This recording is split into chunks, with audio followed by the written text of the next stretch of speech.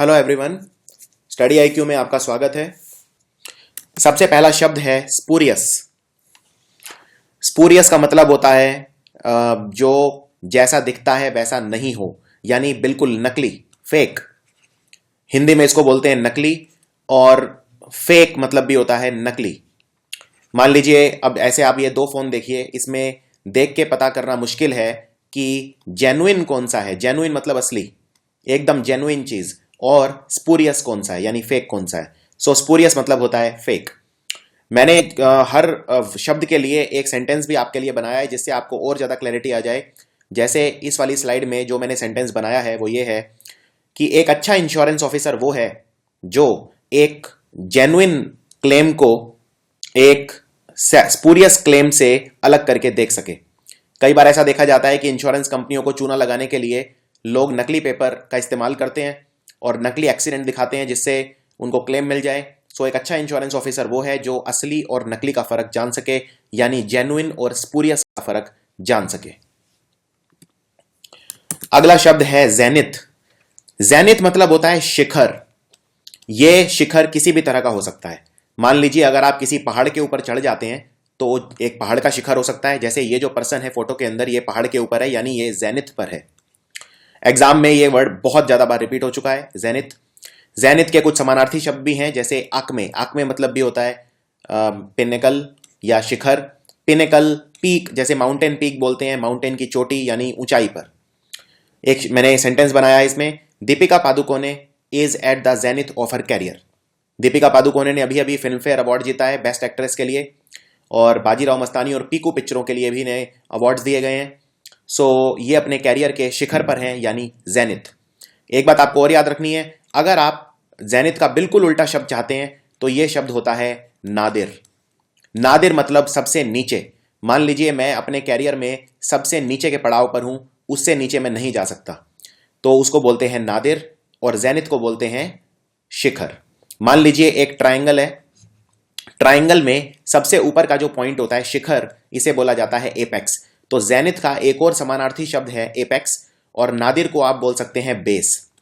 आपने हिंदी में एक कहावत भी सुनी होगी, अर्श से फर्श तक या फर्श से अर्श तक। फर्श मतलब होता है बेस और अर्श मतलब होता है आसमान, यानी कि एपेक्स या जेनिथ। अगला शब्द है एनार्की। एनार्की शब्द कहां से बना, पहले ये देख लेते हैं इसकी पृष्ठभूमि क्या है। अंग्रेजी में एक रूट होती है जिसको बोलते हैं आर्क। आर्क मतलब होता है हेड। हेड यानी कि कोई भी जो हेड हो किसी चीज का, मान लीजिए कोई कमेटी का हेड हो या किसी सरकार का हेड हो, जैसे नरेंद्र मोदी अभी सरकार के हेड हैं लोकसभा के अंदर। सो आर्क मतलब होता है हेड। अब किसी शब्द के आगे अगर एन लगा देते हैं, ए एन अंग्रेजी में, तो वो उल्टा हो जाता है। एन आर्क मतलब जब कोई हेड ना हो। मान लीजिए किसी देश के अंदर ऐसी सरकार है जिसका कोई हेड ही ना हो, यानी निर्णय लेने वाला कोई लीडर ही ना हो, तो क्या होगा, चारों तरफ अफरा तफरी फैल जाएगी। चारों तरफ कोई अथॉरिटी का कोई रूल फॉलो नहीं करेगा, उसको बोलते हैं एनार्की। एनार्की मतलब अफरा तफरी, जब कोई सरकार ना हो, सरकार का कोई हेड ना हो, उसे बोलते हैं एनार्की। जैसे एक example, the killing of the Egyptian king created anarchy in the country. यानी इजिप्ट के राजा को मारे जाने के बाद देश में एनार्की फैल गई, क्योंकि अब राज करने वाला कोई नहीं था, अथॉरिटी मनवाने वाला कोई नहीं था। सो एनार्की के लिए और भी शब्द यूज होते हैं जो एग्जाम में आते हैं। एक अच्छा शब्द है जिसको बोलते हैं पेंडेमोनियम। पेंडेमोनियम मतलब भी होता है चारों तरफ अफरा तफरी, या आप इसको रैंडमनेस भी बोल सकते हैं। रैंडमनेस मतलब भी होता है अफरा तफरी। सो जनरली एनार्की सरकारों के सेंस में यूज होता है, लेकिन जनरल सेंस में भी यूज किया जा सकता है। अगला शब्द है कॉर्डियल। देखते हैं ये शब्द कहां से बना। अंग्रेजी में आप जानते हैं अंग्रेजी बहुत सारी भाषाओं से बनी है, जैसे ग्रीक, जैसे यूनानी या रोमन भाषाओं से बनी है। स्पेनिश के भी बहुत सारे शब्द अंग्रेजी में लिए गए हैं, और फ्रेंच भाषा के भी बहुत सारे शब्द अंग्रेजी में लिए गए हैं। कॉर्ड एक शब्द होता है, कॉर्ड को बोलते हैं वैसे तो रस्सी, लेकिन कॉर्ड का एक मतलब होता है हार्ट, दिल। अगर कोई आपके दिल को छू जाए तो वो है कॉर्डियल, यानी बहुत ही फ्रेंडली पर्सन, बहुत ही वार्म पर्सन, बहुत ही ज्यादा जो आपसे दोस्ती प्यार मोहब्बत रखता है, उसको बोलते हैं कॉर्डियल। सो अगर ऑफिस के अंदर आपको बेस्ट रिजल्ट चाहिए तो एक कॉर्डियल एनवायरनमेंट होना चाहिए जिसके अंदर सारे एक दूसरे को सपोर्ट कर सकें, सारे एक दूसरे को फ्रेंडली बिहेवियर कर सकें। सो फ्रेंडली के लिए एक शब्द और होता है और वो शब्द है एफेबल। एफेबल मतलब भी होता है फ्रेंडली। एक बात और याद रखनी है, आपको 3 शब्द और बताता हूं, इससे बिल्कुल मिलते जुलते, आपको याद हो जाएंगे। अगर मान लीजिए, अब क्योंकि मैंने आपको बताया कॉर्ड का मतलब होता है दिल, अगर 2 लोगों के दिल मिल जाएं यानी उनमें हो गया एकॉर्ड। एकॉर्ड का मतलब जब 2 लोग आपस में एग्रीमेंट कर लेते हैं यानी उनके दिल मिल जाते हैं। एकॉर्ड को बोलते हैं एग्रीमेंट। इसके लिए एक और शब्द भी है कंकॉर्ड। कंकॉर्ड मतलब भी होता है एग्रीमेंट, लेकिन इसका बिल्कुल उल्टा शब्द है डिस्कॉर्ड। DISCORD। अगर 2 लोगों में डिस्कॉर्ड हो जाएगा यानी 2 लोगों के बीच तनाव हो जाएगा, 2 लोगों के बीच असहमति हो जाएगी, और अगर सहमति हो जाएगी तो एकॉर्ड या कंकॉर्ड। अगला है पेंसिव। पेंसिव आपका एक वो मूड होता है जब आप बहुत ज्यादा सोच विचारते हैं, जब बहुत ज्यादा डीप थिंकिंग के अंदर होते हैं, उसको बोलते हैं पेंसिव। फॉर एग्जाम्पल, ये जो लड़का है यहां पे, ये छत पे खड़ा है एक पेंसिव मूड के अंदर, यानी बहुत ज्यादा डीप थिंकिंग के अंदर है, बहुत ज्यादा सोच विचार रहा है। ही इज चूइंग द कड। इसके लिए एक मुहावरा भी यूज होता है, च्यू द कड। वैसे च्यू द कड बोलते हैं उन जानवरों को जो जुगाली करते हैं। अगर आप टेक्निकल देखें, सो च्यू द कड मतलब जुगाली करना, लेकिन यहां जुगाली करने से मतलब कुछ खाना पीने से रिलेटेड नहीं है।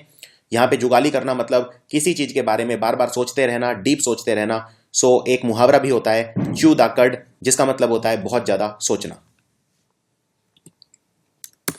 अगला शब्द डिस्कॉर्ड। सो आई होप अब आपको डिस्कॉर्ड शब्द याद करने में कोई दिक्कत नहीं होगी। डिस्कॉर्ड शब्द मैं आपको बता चुका हूं। कॉर्ड मतलब होता है हार्ट और डिस मतलब होता है नेगेटिव, यानी अगर आपका किसी से तनाव हो जाए, लड़ाई हो जाए, असहमति हो जाए, उसको बोलेंगे डिस्कॉर्ड। और डिस्कॉर्ड का बिल्कुल उल्टा शब्द होगा एकॉर्ड या कंकॉर्ड। सो आई होप आप ये शब्द अब कभी नहीं भूलेंगे। सो एक मैंने सेंटेंस भी बनाया है, उन दोनों बिजनेसमैन जो थे उनके बीच में इतना ज्यादा डिस्कॉर्ड हुआ कि कोई भी डील साइन नहीं हो पाई, यानी असहमति उन दोनों के बीच में हो गई। अगला शब्द है कोमोशन। ये एक थोड़ा सा मुश्किल शब्द है। मान लीजिए आप अपने घर में बैठे हैं और बाहर से कोई आवाजें आ रही हैं जिनसे आप डिस्टर्ब हो रहे हैं। मान लीजिए कोई शादी भया की जो बारात है वो जा रही है, या कई लोग लड़ाई कर रहे हैं, तो उसको बोलते हैं कोमोशन। कोमोशन मतलब कोई भी एक नॉइजी डिस्टर्बेंस। जब आप किसी ऊंची आवाज से बहुत ज्यादा डिस्टर्ब होते हैं या कंफ्यूज होते हैं, उसको बोलते हैं commotion. So for example, I could hear a commotion in front of my house, so I went to see what the problem was about. मैं अपने घर में बैठा था, अचानक मुझे बाहर से एक कोमोशन सुनाई दिया और फिर मैंने जाकर देखा कि माजरा क्या है।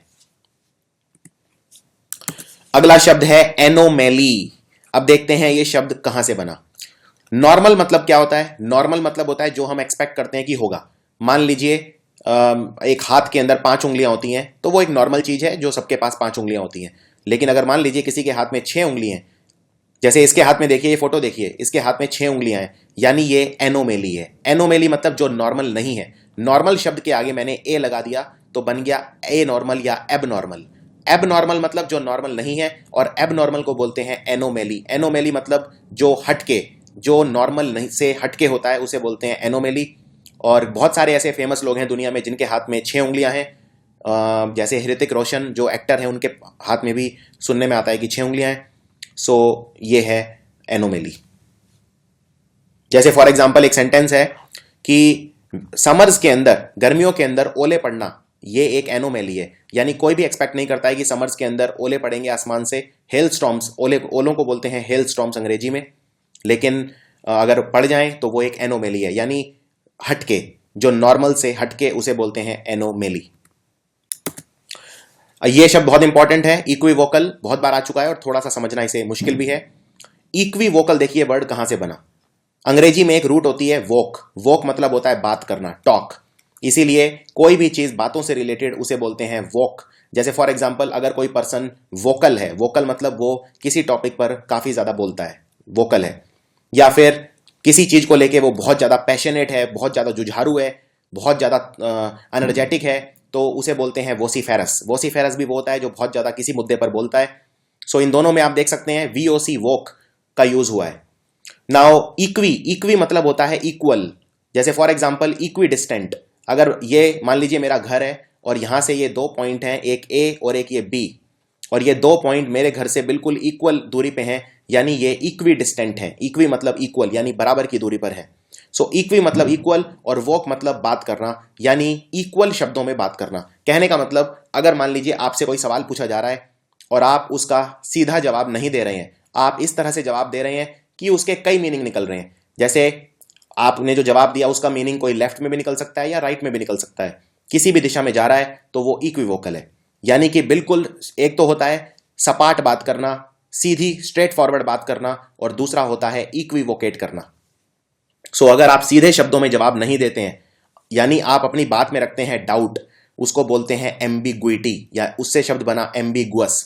सो इक्विवोकल और एम्बिगुअस एक ही मतलब है इनका, और इनका मतलब होता है सीधे शब्दों में बात नहीं करना।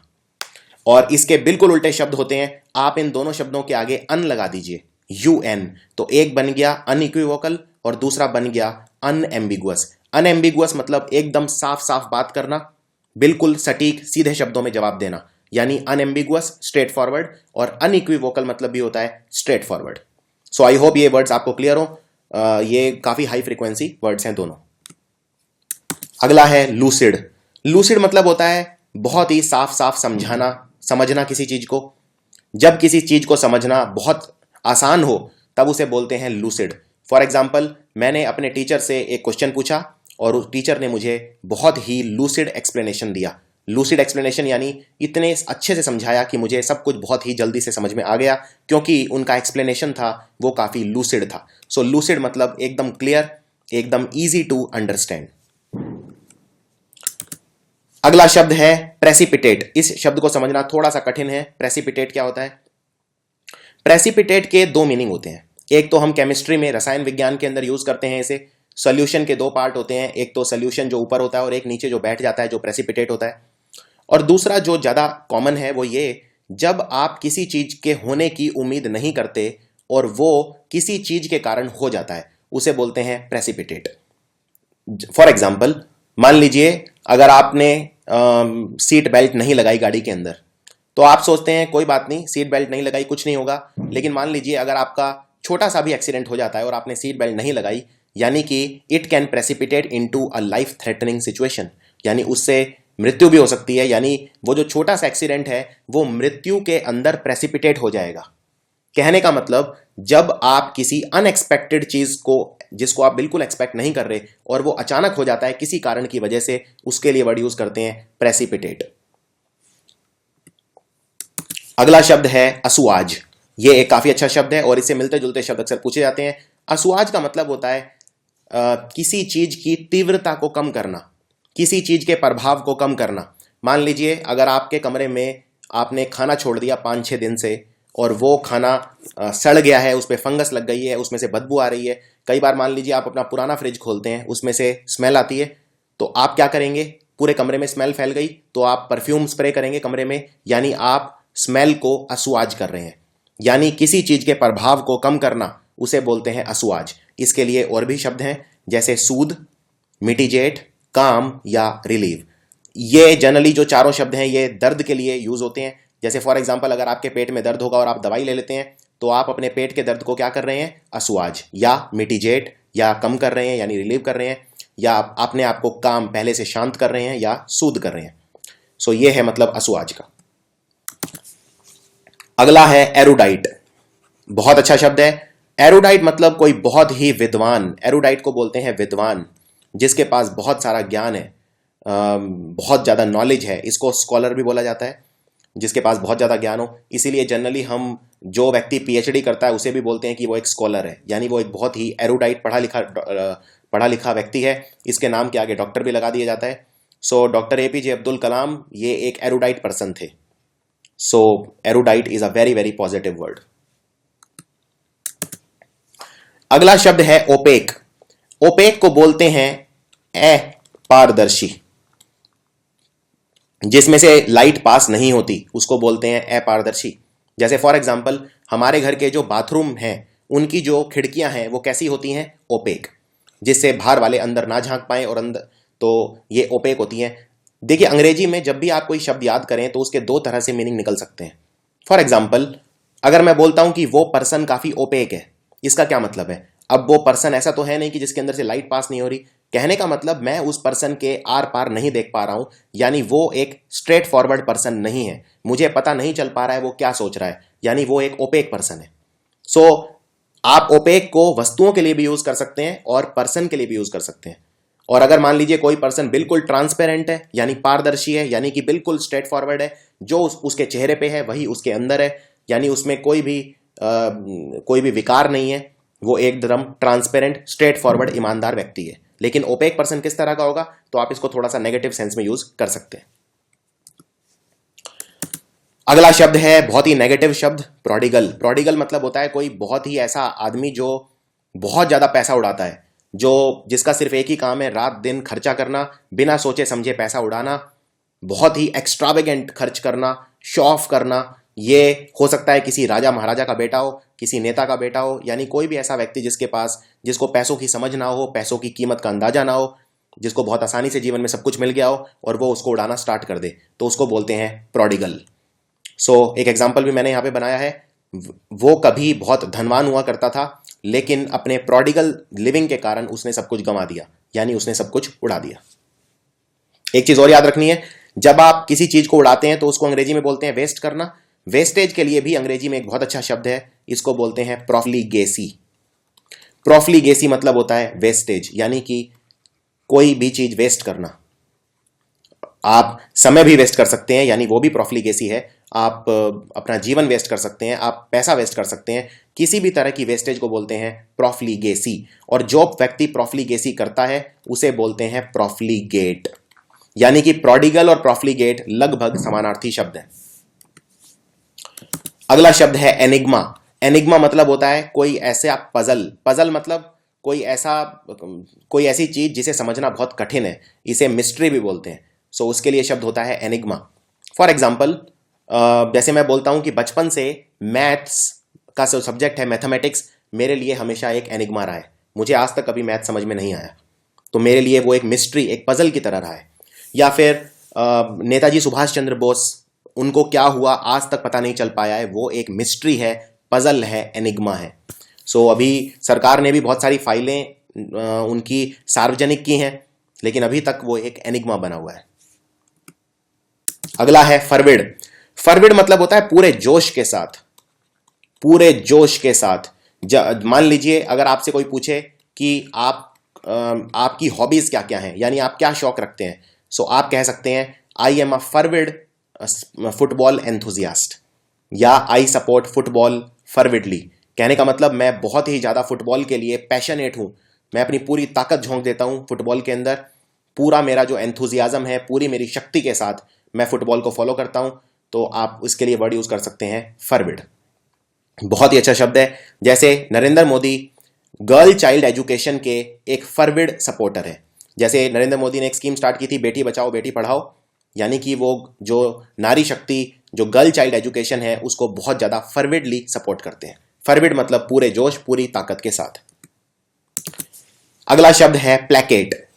थोड़ा सा कठिन शब्द है प्लेकेट समझना।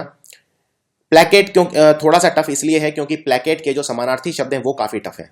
प्लेकेट का मतलब होता है अपीज करना किसी को, या सेटिस्फाई करना, या कंसिलिएट करना, या प्रोपिटिएट करना। चारों शब्द काफी हाई फ्रीक्वेंसी वर्ड्स हैं।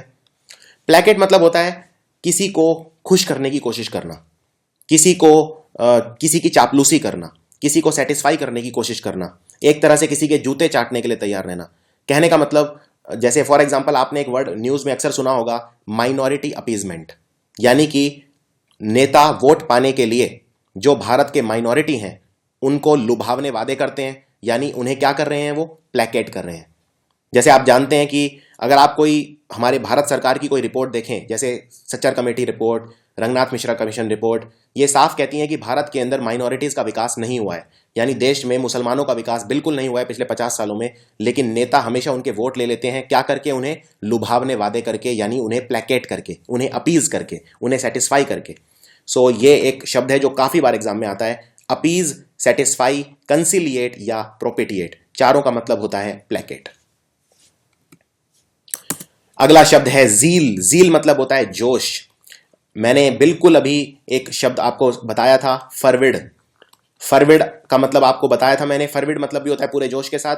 ज़ील मतलब होता है जोश। अगर किसी पर्सन के अंदर बहुत ज़्यादा जोश है, बहुत ज़्यादा उमंग है, बहुत ज़्यादा एनर्जी, ताकत है, यानी उसके अंदर बहुत ज़्यादा ज़ील है।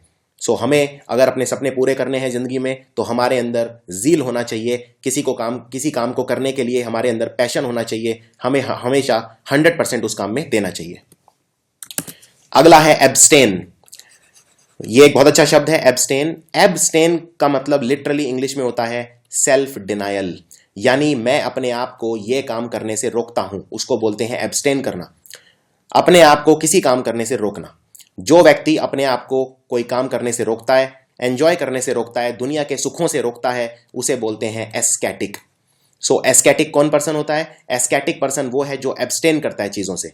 मान लीजिए कोई ऐसा व्यक्ति जो सिर्फ मोक्ष की प्राप्ति चाहता है या दुनिया के सुखों में जिसे सुख नजर नहीं आता, ऐसा व्यक्ति आपको तपस्या करता हुआ पहाड़ों के ऊपर मिल जाएगा, या कि हो सकता है कोई स्पार्टन लाइफस्टाइल जिए, किसी गुफा के अंदर मिल जाएगा, जंगलों में तपस्या करते हुए मिल जाएगा। उस व्यक्ति को बोलते हैं एस्केटिक, जो हर बुरी आदत से अपने आप को दूर रखे, यानी हर बुरी आदत से एब्स्टेन करे। सो फॉर एग्जाम्पल, मैं अच्छी सेहत चाहता हूं, इसके लिए मैं स्मोकिंग और अल्कोहल दोनों से अपने आप को एब्स्टेन करूंगा। अगला शब्द है एपैथी। एपैथी भी एक बहुत अच्छा शब्द है। पहले देखते हैं ये शब्द बना कहां से। अंग्रेजी में पैथी मतलब होता है फीलिंग्स। किसी के प्रति अगर आपके अच्छे फीलिंग्स हैं, यानी आपकी है सिंपैथी। सिंपैथी मतलब आपकी सहानुभूति, यानी आप उसका अच्छा सोचते हैं। और इससे भी एक स्ट्रॉन्ग वर्ड होता है जिसको बोलते हैं एम्पैथी। एम्पैथी मतलब जब आप किसी के लिए कुछ करना चाहते हैं, जब आप उसके शूज में चलते हैं। फॉर एग्जाम्पल कहने का, मान लीजिए अगर कोई पेशेंट है, रोड के किनारे पड़ा है कोई, मान लीजिए आदमी, तो एक तो होता है आप उसके प्रति अच्छी भावना रखें, उसे बोलते हैं सिंपैथी। एक होता है कि आप उसे हॉस्पिटल लेके चले जाएं, यानी आपने उसके लिए काफ़ी कुछ किया, आपकी जो कंपैशन है उसके प्रति है, सो आपने दिखाई एम्पैथी। और एक होता है एपैथी। पैथी मतलब होता है फीलिंग्स, और इसके आगे ए लगा दिया, मतलब उस चीज़ का अभाव। अगर आपके पास उस किसी के लिए कोई फीलिंग्स नहीं है, यानी आप एपैथेटिक हो, यानी आपके पास है एपैथी, यानी कि आपको इससे फर्क ही नहीं पड़ता। सो इसको बोलते हैं आई डोंट केयर, यानी मुझे फर्क नहीं पड़ता, मेरे पास है एपैथी, यानी मैं एपैथेटिक हूं। जैसे फॉर एग्जांपल आजकल दिल्ली में हर तरफ कचरा फैला हुआ है, लेकिन दिल्ली सरकार को फर्क ही नहीं पड़ रहा है। So Delhi government has an apathetic attitude towards the people. Delhi सरकार का जो लोगों के प्रति नजरिया है वो कैसा है? एपैथेटिक। अगला है शब्द एडल्ट्रेट। एडल्ट्रेट करना यानी किसी चीज को इम्प्योर बनाना। फॉर एग्जाम्पल, अगर मैं दूध में पानी मिला रहा हूं तो मैं दूध को क्या कर रहा हूं? एडल्ट्रेट, यानी दूध की जो शुद्धता है उसे कम कर रहा हूं। सो किसी भी चीज को अशुद्ध करना, किसी भी चीज को शुद्ध बनने से रोकना, उसको बोलते हैं एडल्ट्रेट करना।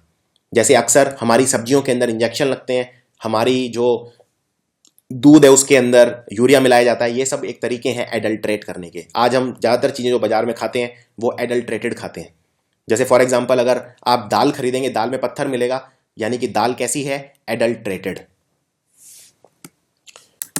अगला शब्द है ओडेशियस। ओडेशियस मतलब होता है निडर, बोल्ड, जिसमें रिस्क लेने का दम हो, जो साहसी हो। सो जिसके अंदर साहस है वो है ओडेशियस। जैसे फॉर एग्जाम्पल, ये लड़का मगरमच्छ की फोटो खींच रहा है, यानी ये काफ़ी ओडेशियस है। ओडेशियस को बोलते हैं बोल्ड या डेयरिंग, जिसमें रिस्क लेने की हिम्मत हो, जिसके अंदर डर ना हो। डर के लिए अंग्रेजी में एक बहुत अच्छा वर्ड होता है जिसे बोलते हैं ट्रेपिडेशन। ट्रेपिडेशन मतलब डर, और जिस पर्सन में डर बिल्कुल नहीं होता उसको बोलते हैं इनट्रेपिड। आप ट्रेपिडेशन के आगे इन लगा दीजिए। आप जानते हैं अगर अंग्रेजी में मैं किसी शब्द के आगे इन लगा दूं मतलब उल्टा हो जाता है। फॉर एग्जाम्पल, अगर कोई उचित काम है मतलब एप्रोप्रिएट है, अगर मैं इसको इनएप्रोप्रिएट कर दूंगा मतलब अनुचित। इसी तरह से ट्रेपिडेशन मतलब फियर, और इनट्रेपिड कौन होगा फिर? फियरलेस, यानी ऑडेशियस, यानी कि बोल्ड, साहसी।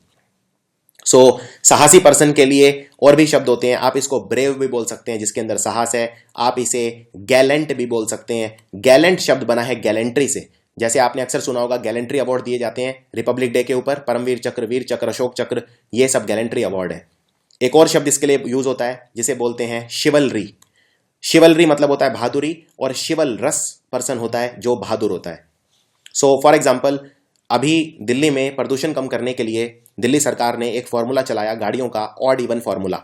ये एक काफी ऑडेशियस कदम था, यानी काफी साहसी कदम था पोल्यूशन कम करने के लिए।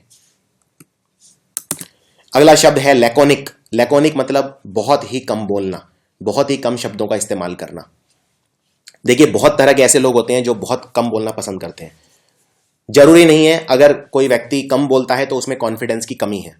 फॉर एग्जाम्पल, दो तरह के व्यक्ति होते हैं जो कम बोलते हैं। एक जिनमें कॉन्फिडेंस की कमी होती है, इन्हें बोलते हैं शाई। शाई मतलब जिसके अंदर कॉन्फिडेंस ना हो। इसके लिए एक और बहुत अच्छा शब्द है डिफिडेंट। डिफिडेंट एक कॉन्फिडेंट का उल्टा है एकदम। कॉन्फिडेंट पर्सन वो है जिसे अपने आप पे विश्वास होता है, और डिफिडेंट वो है जिसे अपने आप पे विश्वास नहीं होता है। इसीलिए वो जब भी लोगों से मिलता है तो कम बोलता है, बहुत ज्यादा लोगों से बचता है, नजरें चुराता है। लेकिन लैकोनिक पर्सन ऐसा नहीं है। लैकोनिक पर्सन अपनी मर्जी से, अपनी स्वेच्छा से कम बोलता है, यानी बेसिकली उसे कम बोलना पसंद है। जितने शब्दों का उपयोग वो करना चाहे बस उतने का उपयोग करके आपको जवाब दे देगा और उसके बाद चुप हो जाएगा। यानी बिल्कुल कंसाइज, एकदम टू द पॉइंट बात करेगा, और इस तरह की बातों को बोला जाता है टर्स। इसके लिए और भी शब्द हैं, जैसे पिथी। पिथी मतलब भी होता है सिर्फ उतने शब्द बोलना जितना जरूरी हो, शॉर्ट में, संक्षिप्त में जवाब देना। टर्स जवाब देना या पिथी जवाब देना मतलब एकदम कंसाइज, टू द पॉइंट बात करना। अगला शब्द है कैप्रिशियस। थोड़ा सा कठिन शब्द है। कैप्रिशियस मतलब होता है जब आपका मूड बार बार चेंज होता रहता है। जैसे मान लीजिए आप मान लीजिए ये डिसाइड नहीं कर पा रहे हैं कि पढ़ाई कब से स्टार्ट करेंगे। पहले आप सोचते हैं कि मैं आज से स्टार्ट करूंगा, फिर सोचते हैं मैं कल से, फिर आप उसको टालते जाते हैं। फिर आपका मूड अगर बार बार चेंज हो रहा है, यानी आप कैप्रिशियस व्यक्ति हैं। जैसे फॉर एग्जाम्पल, मैंने एक सेंटेंस इसमें बनाया है, मेरा जो बॉस है वो काफ़ी कैप्रिशियस है, मुझे पता नहीं वो कैसे रिएक्ट करेगा। यानी कभी तो मेरा बॉस मुझसे बहुत अच्छे से बिहेव करता है और कभी बिल्कुल मुझे डांटता रहता है, यानी वो एक कैप्रिशियस व्यक्ति है। सो कैप्रिशियस मतलब जिसका मूड बहुत जल्दी जल्दी चेंज हो, उसे बोलते हैं कैप्रिशियस। अगला शब्द है लॉडेबल। किसी को लॉर्ड करना यानी किसी की तारीफ करना, और जो तारीफ के काबिल होता है उसे बोलते हैं लॉडेबल। जैसे हमारी जो सेनाएं हैं वो अपनी जान पर खेलकर हमारी जान बचाती हैं, यानी वो काफ़ी लॉडेबल काम करती हैं, तारीफ के लायक। इसके लिए और भी शब्द हैं, जैसे प्रेज वर्दी। किसी को प्रेज करना यानी तारीफ करना। कमेंडेबल, कमेंडेबल यानी तारीफ के योग्य है। डिजर्विंग भी वही होता है जो सम्मान के योग्य होता है। थोड़े से अगर आप और कठिन शब्द यूज करना चाहें, सो एक शब्द होता है जिसको बोलते हैं एपोथियोसाइज, यानी किसी की इतनी ज्यादा तारीफ करना कि एकदम भगवान बना देना। जैसे कई लोग कहते हैं सचिन तेंदुलकर भगवान है। कहने का मतलब सचिन तेंदुलकर वैसे तो भगवान नहीं है तो इंसान ही, लेकिन सचिन तेंदुलकर को एकदम भगवान बना दिया, यानी उसे क्या कर दिया है आपने, एपोथियोसाइज। थियो मतलब होता है भगवान। जो थियो को मानता है वो होता है थीस्ट, जो थियो को नहीं मानता है वो होता है अथीस्ट। सो थियो मतलब होता है भगवान, और अगर किसी को बिल्कुल भगवान के साइज का कर देना, भगवान के बराबर तुलना कर देना, इतनी तारीफ कर देना, उसको बोलते हैं एपोथियोसाइज। एक शब्द और यूज कर सकते हो आप, एक्सटॉल। एक्सटॉल मतलब होता है किसी की बहुत ज्यादा तारीफ करना, बार बार। खासकर एक्सटॉल वर्ड यूज किया जाता है अगर मान लीजिए कोई चीफ गेस्ट है आपका, आप उसकी बहुत ज्यादा तारीफ करते हैं, उसकी जीवनी पढ़ते हैं, उसके सामने उसे ट्रॉफी देते हैं, यानी आप उसे क्या कर रहे हैं, एक्सटॉल कर रहे हैं। अगला शब्द है लोक्वेशियस। लोक्वेशियस शब्द बना लॉक से। अंग्रेजी का एक रूट होता है जिसे बोलते हैं लॉक, LOQ, लॉक। लॉक मतलब बात करना यानी टॉक। मैंने एक और रूट बताई थी आपको अंग्रेजी की, वॉक। वॉक मतलब भी होता है बात करना। कोई व्यक्ति अगर बहुत ज्यादा बातूनी है यानी टॉकेटिव है, बहुत ज्यादा बोलता है, पूरे टाइम बोलता रहता है, बहुत ज्यादा बातूनी, इसके लिए एक और शब्द यूज होता है गैरुलस। दोनों ही शब्द बहुत ज्यादा एग्जाम में रिपीट हो चुके हैं, गैरुलस भी और लोक्वेशियस भी। इसका मतलब है बहुत ज्यादा बात करना। और इसका बिल्कुल उल्टा शब्द होता है टैसीटर्न। टैसीटर्न वो होगा जो बिल्कुल बात नहीं करेगा, यानी एकदम साइलेंट किस्म का व्यक्ति, बिल्कुल मनमोहन सिंह टाइप का व्यक्ति जिसके मुंह से शब्द ही नहीं निकलते, वो है टैसीटर्न। जैसे फॉर एग्जाम्पल एक सेंटेंस है यहां पर, ये जो जुड़वा बच्चे हैं ये बिल्कुल अलग हैं, एक टैसीटर्न है और दूसरा लोक्वेशियस है, यानी जुड़वा होने के बावजूद उनमें डिफरेंस बहुत ज्यादा है। एक है टैसीटर्न और दूसरा है लोक्वेशियस। अगला शब्द है डेसिकेट। डेसिकेट मतलब सूख जाना, बिल्कुल सूख जाना कोई चीज, उसमें से सारा पानी निकल जाना, उसे बोलते हैं डेसिकेट। जैसे अगर आप किसी मरुस्थल के अंदर जाएंगे, डेजर्ट के अंदर, वहां पे आपको कैक्टस का पौधा मिलेगा। ये पौधे कैसे होते हैं जनरली, ये ड्राई होते हैं बहुत ज्यादा, इनको ज़ेरोफाइट्स बोला जाता है। जहां भी आप वर्ड सुने ज़ेरो, ज़ेरो मतलब देखते ही समझ जाना ज़ेरो मतलब होता है अंग्रेजी में ड्राई। अगर मान लीजिए आपकी आंखें सूख जाती हैं, आप इतना कंप्यूटर देखते हैं, तो उसको बोलते हैं ज़ेरोप्थेल्मिया। अगर मान लीजिए आपका आपका आपकी स्किन सूख जाती है यानी ज़ेरोडर्मा। अगर आपका मुंह सूख जाता है, मुंह में थूक नहीं बनता, यानी ज़ेरोस्टोमिया। ज़ेरो मतलब ड्राई। इसीलिए जब आप फोटोस्टेट कराते हैं उसे बोलते हैं ज़ेरोक्स, क्योंकि फोटोस्टेट कराते वक्त पानी यूज बिल्कुल नहीं होता, इसलिए उसे बोलते हैं ज़ेरोक्स। ज़ेरो मतलब ड्राई। सो अगर कोई चीज बहुत ज्यादा ड्राई है, सूख गई है, उसे बोलते हैं डेसिकेट होना। जैसे फॉर एग्जांपल ये जमीन आप देख सकते हैं, ये जमीन बारिश के ना होने के कारण एकदम डेसिकेट हो गई है। अगला शब्द है कोरोबोरेट। कोरोबोरेट का मतलब होता है किसी चीज को अपना सपोर्ट देना या किसी की कही गई बात का सपोर्ट करना। जैसे फॉर एग्जांपल अगर मान लीजिए मैं घर के बाहर कोई हादसा देखता हूं और मैं उसमें गवाह बन जाता हूं, पुलिस में जाकर मैं अपनी गवाही दे देता हूं। बाद में सीसीटीवी कैमरा से यह पता चलता है कि जो भी मैंने कहा वो बिल्कुल सच था, यानी सीसीटीवी कैमरा ने मेरी बात को कोरोबोरेट किया। कोरोबोरेट किया यानी उसे कंफर्म किया या उसे सपोर्ट किया। सो किसी भी चीज को सपोर्ट करना, किसी भी चीज को कंफर्म करना पूरे सबूत के साथ, उसे बोलते हैं कोरोबोरेट करना। जनरली कोरोबोरेट हम लीगल केसेस में यूज करते हैं, कोर्ट केसेस के अंदर यूज करते हैं। अगला शब्द है मिटिजेट। मिटिजेट करना मतलब किसी चीज के प्रभाव को कम करना। जैसे किसी चीज को पहले से कम सीवियर बनाना, कम खराब करना। जैसे फॉर एग्जांपल अगर आप दवाई लेते हैं तो आपका बुखार कम होता है, पहले से कम बदतर होता है। किसी चीज को पहले से बेहतर करना, उसको बोलते हैं मिटिजेट करना। सो एक सेंटेंस भी है यहां पर, जब मैं बच्चा था तब मदर की आवाज सुनते ही मेरा सारा पेट का दर्द मिटिजेट हो जाता था, यानी कम हो जाता था। अगला शब्द है पीडेंट। पीडेंट बोलते हैं उस व्यक्ति को जो बहुत ज्ञानी है लेकिन बिल्कुल सम्मान नहीं पाता है। वो इसलिए क्योंकि ये नॉलेज को, इसको दिखाने का बहुत शौक रहता है। मैंने एक शब्द आपको बताया था, पढ़े लिखे विद्वान व्यक्ति को बोलते हैं एरुडाइट। जैसे कि एपीजे अब्दुल कलाम जी की मैंने उसमें फोटो दिखाई थी आपको। वो व्यक्ति होता है जो बहुत ज्यादा विद्वान होता है और सब उसका सम्मान करते हैं। लेकिन पीडेंट वो व्यक्ति होता है जिसका सम्मान कोई नहीं करता है, और वो इसलिए क्योंकि इसको अपनी नॉलेज शो ऑफ करने का बहुत शौक रहता है। जनरली एक पीडेंट व्यक्ति आपकी छोटी छोटी बात पे कमियां निकालता है, आपकी ग्रामर में कमियां निकालता है, आपके बोलचाल में कमियां निकालता है, और इसका बस एक ही मकसद होता है, अपने आप को किस तरह से आपसे सुपीरियर प्रूव करे, ये प्रूव करे कि उसे बहुत ज्यादा आता है। इस तरह के व्यक्ति जनरली थ्योरेटिकल होते हैं, किताबी कीड़े हो सकते हैं। इस तरह के व्यक्ति को बोला जाता है पीडेंट। अगला शब्द है प्रैग्मेटिक। प्रैग्मेटिक मतलब होता है बिल्कुल प्रैक्टिकल व्यक्ति, जो बिल्कुल रियलिस्टिकली काम करे, ज्यादा किताबी ना हो, बिल्कुल जो चीज जहां करनी चाहिए अपनी बुद्धि अपने विवेक से काम करे, उसको बोलते हैं प्रैग्मेटिक व्यक्ति। अगला शब्द है एफेमेरल। एफेमेरल मतलब होता है वो चीज जो बहुत कम समय के लिए जिंदा रहती है, उसे बोलते हैं एफेमेरल। हो सकता है आप कोई सपना देख रहे हो जो पल भर के लिए आपने देखा, यानी वो सपना था एफेमेरल।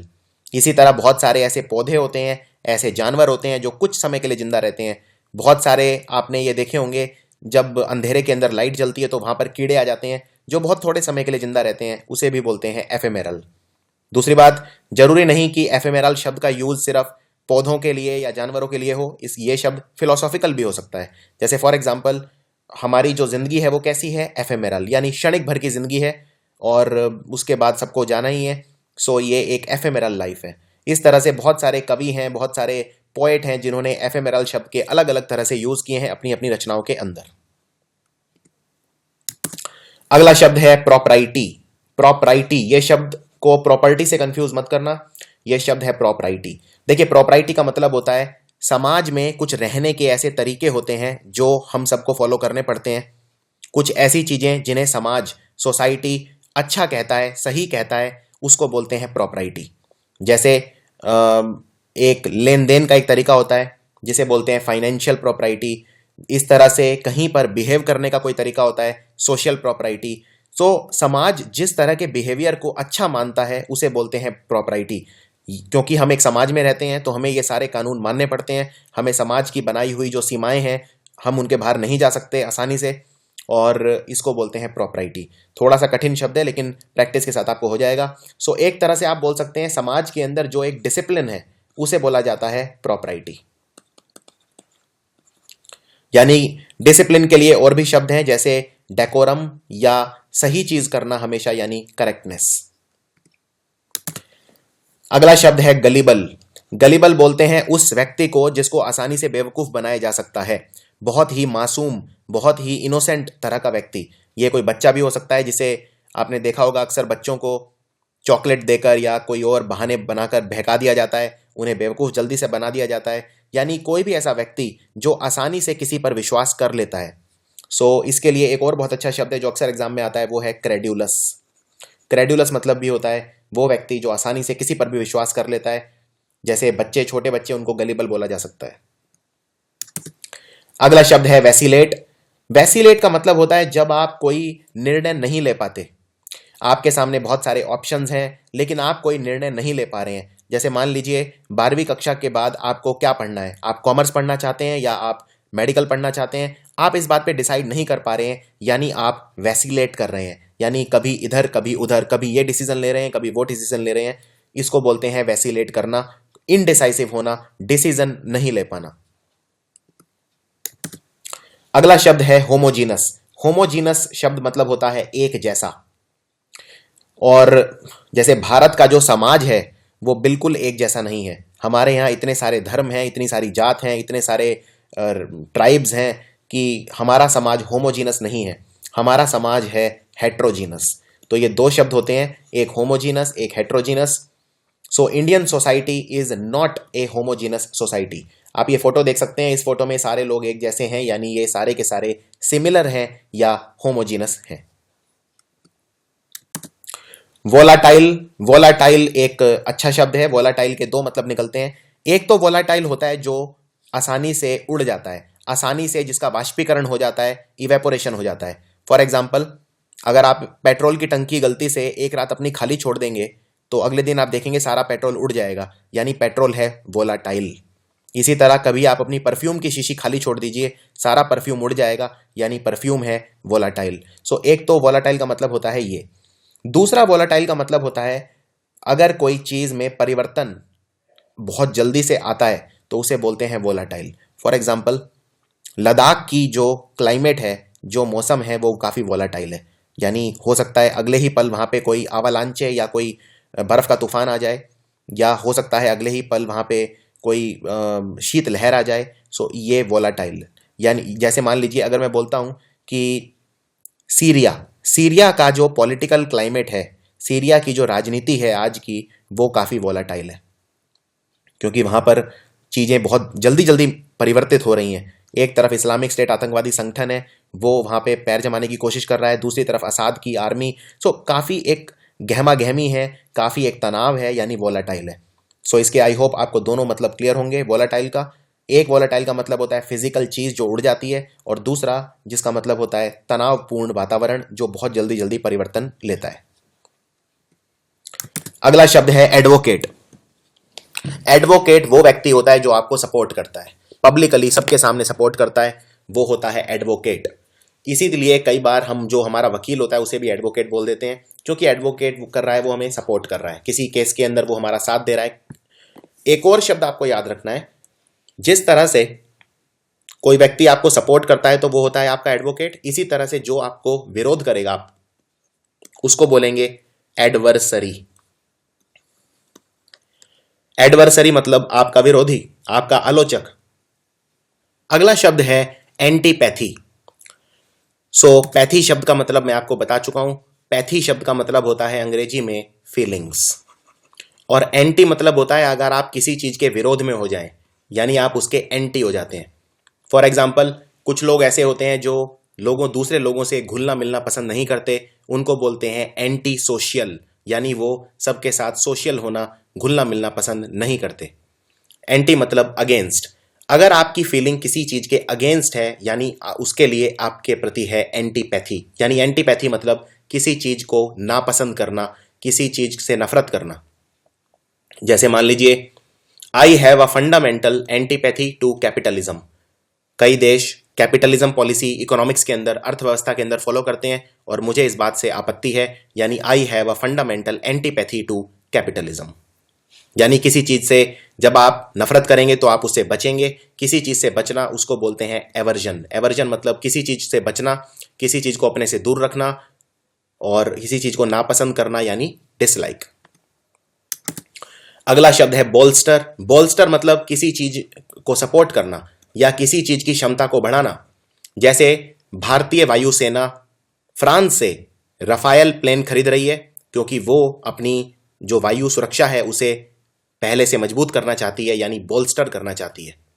अगर मान लीजिए किसी कुर्सी की 3 टांग हैं, आप अगर चौथी टांग भी लगा देते हैं तो कुर्सी को सपोर्ट मिल जाएगा, यानी आप कुर्सी को बोल्स्टर करेंगे। सो किसी चीज को पहले से मजबूत करना, किसी चीज की ताकत बढ़ाना, उसे बोलते हैं बोल्स्टर करना। फॉर एग्जाम्पल मैंने एक सेंटेंस लिखा है यहाँ पे, जब मैंने बैडमिंटन मैच में शुरू के 3 पॉइंट लगातार जीत लिए तो मेरा कॉन्फिडेंस बोल्स्टर हो गया, यानी मेरे कॉन्फिडेंस के अंदर वृद्धि हुई। अगला शब्द है कैकोफोनी। कैकोफोनी बोलते हैं कर्कश आवाज, जो आवाज बिल्कुल सुनने में अच्छी नहीं होती, कर्कश आवाज। जैसे मान लीजिए अगर कोई 10-15 लोग आपस में लड़ रहे हैं, चिल्ला रहे हैं एक दूसरे पर, तो उसको बोलेंगे कैकोफोनी। कैकोफोनी यानी कर्कश आवाज। जैसे कौवे की आवाज होती है तो वो कर्कश मानी जाती है, बिल्कुल सुरीली मीठी आवाज नहीं होती है, ये होती है कैकोफोनी। अगला है डी राइड। किसी को डी राइड करना यानी किसी का मखौल उड़ाना। मखौल मतलब किसी का मजाक उड़ाना, किसी को रिडिक्यूल करना, किसी को घृणा की नजर से देखना, किसी का मजाक उड़ाना सबके सामने, उसको बोलते हैं डी राइड करना। सो फॉर एग्जाम्पल जब नदी के ऊपर डैम बनाने का निर्णय लिया गया तो जितने भी जो एनवायरमेंटलिस्ट हैं उन्होंने इस डिसीजन को रिडिक्यूल किया या डी राइड किया। अगला है डिसोनेंस। डिसोनेंस मतलब जब कुछ चीजों के अंदर या कुछ लोगों के अंदर आपस में असहमति होती है तो उसे बोलते हैं डिसोनेंस। मान लीजिए 2 लोग म्यूजिक इंस्ट्रूमेंट बजा रहे हैं, एक गिटार बजा रहा है, दूसरा तबला बजा रहा है। तबला और गिटार हमेशा साथ साथ चलने चाहिए, तभी उनमें धुन निकलेगी, तभी वो मधुर होगी। अगर मान लीजिए तबला आगे आगे भाग रहा है, गिटार पीछे पीछे, यानी उन दोनों के अंदर हो गया है डिसोनेंस।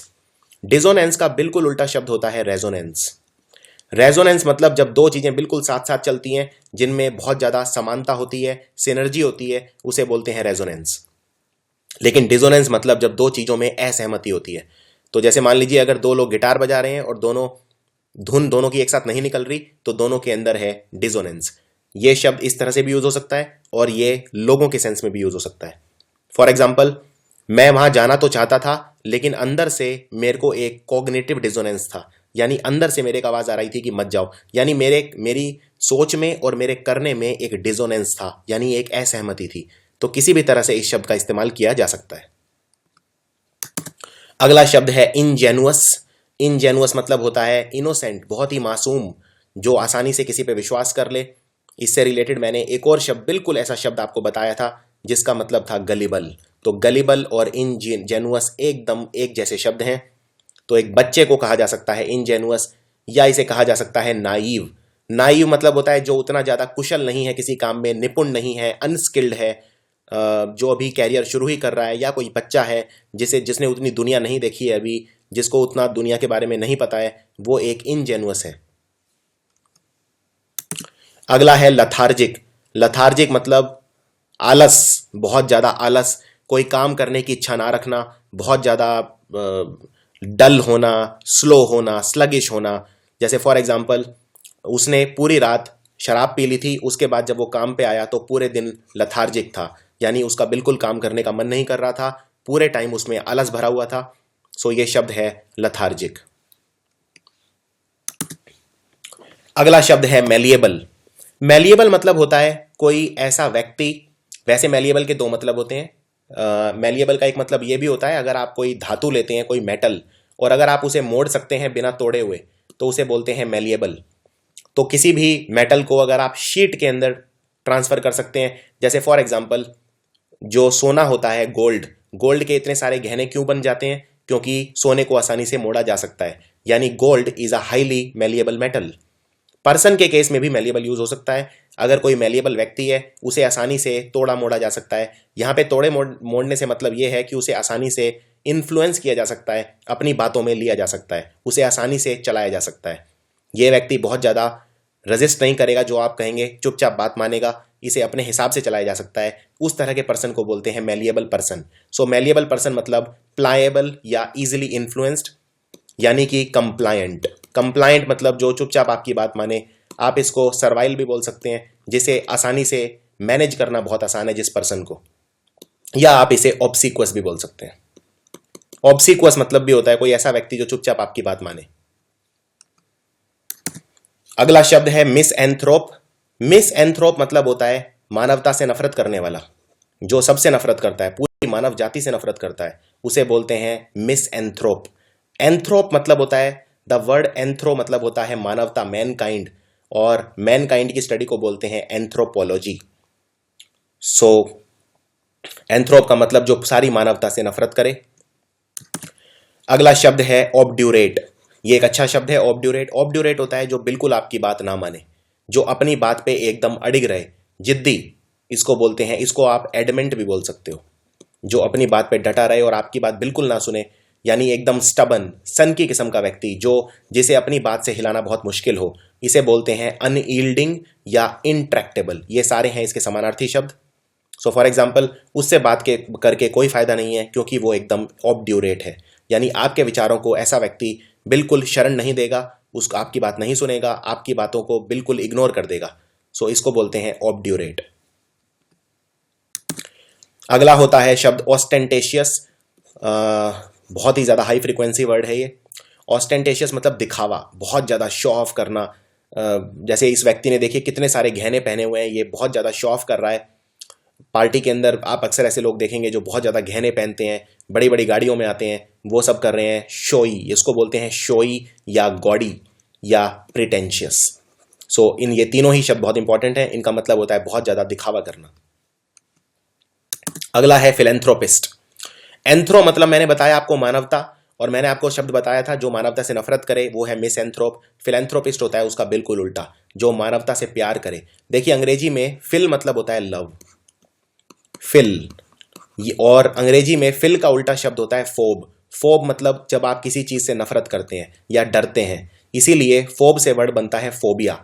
फोबिया मतलब किसी चीज का डर। जैसे अगर आपको ऊंचाई से डर लगता है तो एक्रोफोबिया, मकड़ियों से डर लगता है ओफिडियोफोबिया। इस तरह से किसी भी चीज से फोबिया मतलब डर, लेकिन प्यार मतलब लव। सो फिलेंथ्रो, एंथ्रो मतलब मानवता, फिल मतलब लव, जो मानवता से प्यार करे। और ऐसा व्यक्ति कौन होगा जो मानवता से प्यार करेगा? जो बहुत ज्यादा अपना कमाया हुआ धन मानवता के ऊपर खर्च करेगा, जैसे बिल गेट्स। बिल गेट्स की जो bill and Melinda Gates foundation है, हर साल लाखों करोड़ों रुपया मानवता की भलाई के लिए खर्च करती है, यानी बिल गेट्स हैं एक फिलेंथ्रोपिस्ट। अगला शब्द है पैराडॉक्स। पैराडॉक्स का मतलब होता है कोई ऐसी बात जो अपने आप को ही कॉन्ट्राडिक्ट करे, अपने आप को ही नकारे। इसको हिंदी में बोलते हैं विरोधाभास। विरोधाभास मतलब कोई ऐसी बात जो जिसको सुन के आपको लगे कि ये तो सही नहीं है, ये तो हो ही नहीं सकता, ये तो अपने आप, ये बात अपने आप को ही काटती है, उसको बोलते हैं पैराडॉक्स।